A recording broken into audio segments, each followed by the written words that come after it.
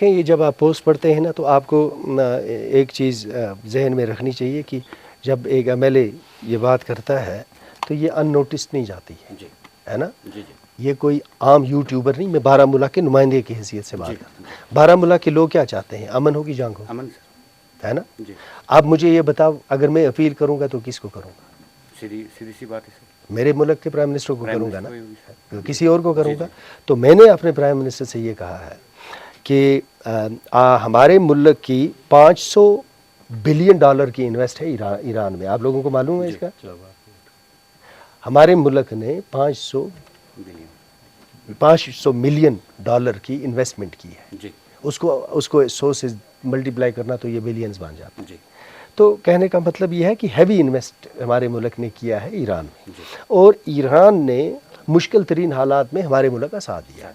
If I have to make a choice between my country and any other country of the world, I will stand by my country.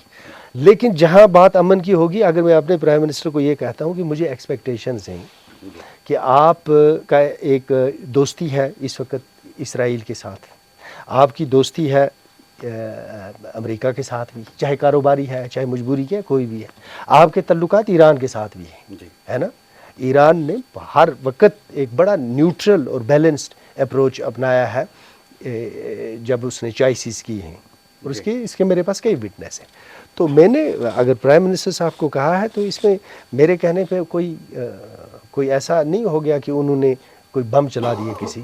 تو یہ جو میں نے یہ کہا ہے، ریکویسٹ کی ہے، تو یہ میں یہ سب یہ لوگوں کی آواز ہے. بارہمولہ کے لوگ کیا چاہیں گے کہ ایران اور امریکہ ساری عمر لڑتے رہیں؟ اور جب یہ حکمران فیصلہ کرتے ہیں جنگ کا تو کیا وہ 9 مہینے کی اس بچی سے پوچھتے ہیں جو ماں کے پیٹ میں ہی مر جاتی ہے دھماکے سے؟ تو یہ جو جنگ کے لیے لوگ خوشی مناتے ہیں اور اس کو اپنے عقیدے کا، اپنے یہ جذبوں کا بناتے ہیں، جب ان کے گھر کے نزدیک بم پڑے گا نا تو پھر دیکھیں گے کہ وہ کتنا ایک اس جنگ کے ساتھ کھڑا ہوں گے. تو امن کی بات کرنا کشمیریت ہے، جمہوریت ہے، انسانیت ہے. اور اگر میں آپ کا نمائندہ ہوں اور یہ بات میں نہیں کروں گا تو پھر میں کیا نمائندہ ہوں، ہے نا.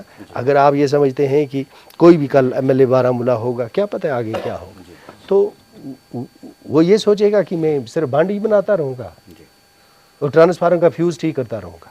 تو ایک لارجر ایشوز پہ بات کرنی ہوتی ہے پولیٹیکل ورکرز کو. میں نے اسی بنیاد پہ یہ بات کی ہے، اور یہ بات ان نوٹس نہیں گئی ہے. بات یہ ہے کہ ہم بات کہتے ہیں، آگے بات پہنچتی ہے کہ ہمارا ایک کنسرن ہے، اور ہم سمجھتے ہیں کہ امن کے بغیر کوئی راستہ نہیں ہے.